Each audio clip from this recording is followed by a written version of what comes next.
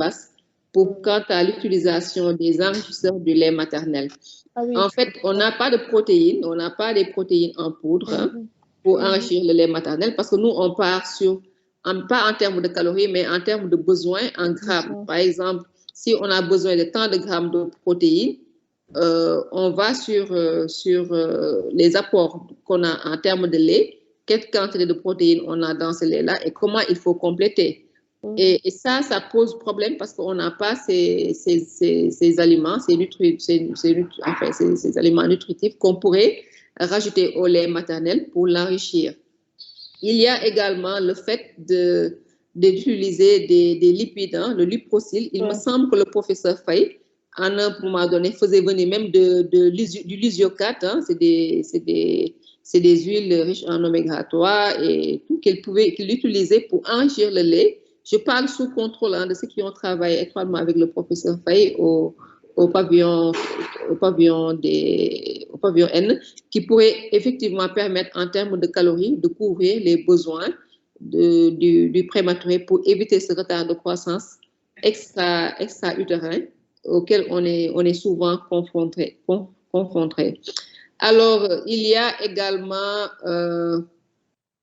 Attends, ouh là là, qu'est-ce qui m'arrive? je perds des choses. Il y a quelque chose au moment où je démarrais sur l'utilisation des protéines, comme par exemple l'éoprotéin ou le liposyle, pour enrichir le lait maternel. Ah oui, il y a il y a des aspects sur lesquels vous n'avez pas insisté. C'est que le lait maternel est pauvre en vitamine K.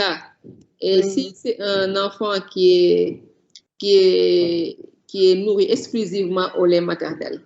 Si l'enfant est nourri au lait maternel et qu'il a reçu la dose injectable de vitamine K, bon, ça c'est même pour le nouveau-né à terme, on n'a pas besoin de supplémenter. Mais si c'est un enfant qui n'a pas reçu de vitamine K injectable à la naissance, donc il y a une bonne disponibilité et qui permet de protéger des formes tardives de maladies hémorragiques, il faut penser à administrer du lait maternel. Et puis également, le lait maternel est pauvre en phosphore. Systématiquement, en Europe, le lait maternel est enrichi en phosphore. Chez nous, non. Donc, il y a quand même tous ces éléments-là dont il faut parler et qui sont après à l'origine d'autres types de déficits après la naissance, donc des troubles nutritionnels liés à une mauvaise prise en charge nutritionnelle. Donc, l'enrichissement du lait maternel, il n'est pas obtenu, mais il arrive parfois si l'enfant... Et puis aussi, il y a autre chose, c'est les besoins en sel. Chez les très grands prématurés, il y a la tubulopathie du prématuré, ils peuvent avoir besoin jusqu'à parfois 8 mètres par kilo par jour de sel, hein, parce que du fait de cette tubulopathie, ils perdent du sel. Et on sait que quand on perd du sodium, on perd également de l'eau. Donc, ce sont des enfants pour qui, au cours des premiers jours de vie, il faut une surveillance étroite, faire un bilan des entrées et des sorties, une surveillance de la diurèse pour faire une compensation en termes de volume.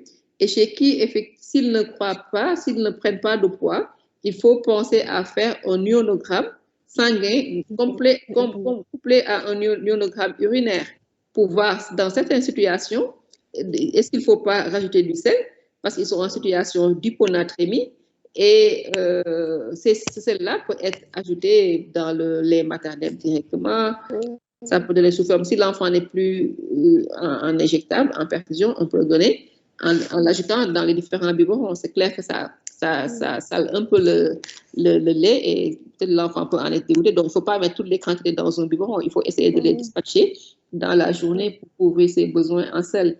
Donc, je pense que c'est dans les complications, en tout cas, qui peuvent jouer directement sur la prise en charge. Cette tubulopathie avec cette perte de sel importante également doit être prise en compte. Bon, en aucun moment, on a entendu parler de nutrition parentérale. Peut-être parce qu'on ne l'a pas, mais dans certaines situations, c'est nécessaire. Il ne faut quand même pas parler de prématuré sans parler. C'est vrai qu'il ne faut pas trop insister là-dessus parce que dans notre pratique, on ne l'a pas souvent. On ne l'a pas du tout, même je dirais, mais il est quand même important que le mot même, la notion ressorte dans le cours. On sache que quand même, c'est des enfants qui ont besoin parfois de nutrition parentale. Et que les apports en protéines, quand on est en nutrition parentale, si on en a les moyens, C'est directement, on met des protéines au premier jour de vie, hein, pour éviter la carence nutritionnelle postnatale. Donc, voilà.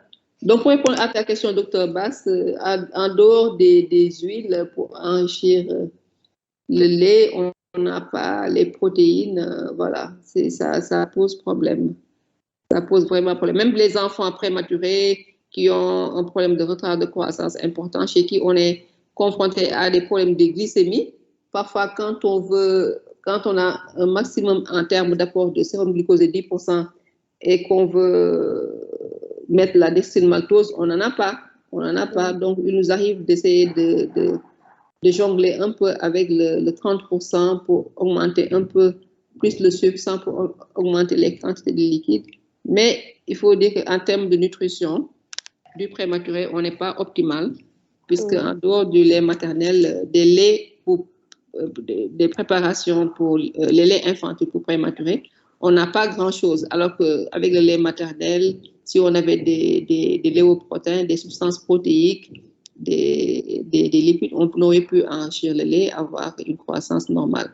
Donc, aussi pour le diagnostic de cette hyponatrémie, parce que quand l'enfant est en hyponatrémie, on peut se poser des questions, est-ce que c'est une hyponatrémie de dilution? Mais quand on coupe l'ionogramme sanguin à l'ionogramme urinaire, on voit que la natriurése est basse.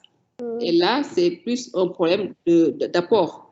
Parce que l'enfant essaie de retenir son sel, parce que quand on n'a pas assez de sel, on ne laisse pas partir.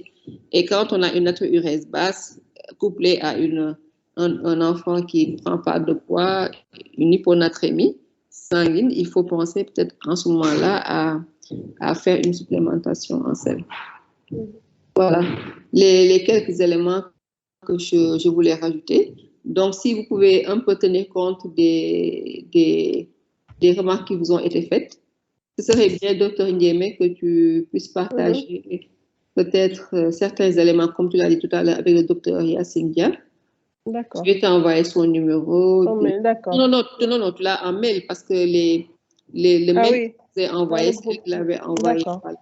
Donc, tu peux avoir son adresse email, lui envoyer les trucs. Yacine Dia, d'accord. Yacine Dia, oui, c'est Yacine Diasso. Mais je pense que c'est quand même déjà de base un cours qui était assez bien fouillé. Il faut juste tenir compte des remarques dont on vous a parlé, et surtout, docteur Bass, concernant les caractéristiques physiologiques, certaines assertions qu'il faut revoir, qu'il faut même enlever parce que ce n'est pas du tout le cas. D'accord. Voilà. Merci. Merci à tous. Donc, je pense qu'on va prendre la post-maturité, puis on fait la pause. On pourra faire la pause, je pense, à 13h15, 13h30, et puis on reprendrait on fait une pause d'1h30 pour permettre aux gens d'aller manger. Et puis, on reprend en début d'après-midi. Donc, on va faire le dernier cours de la matinée. C'est ce qu'on avait prévu, non, Yacine? Je me trompe? Oui, c'est ce qu'on avait prévu. C'est ce qu'on avait prévu. OK, d'accord. Donc, c'est la post-maturité, c'est ça? Oui. Donc, en fait, pour l'après-midi,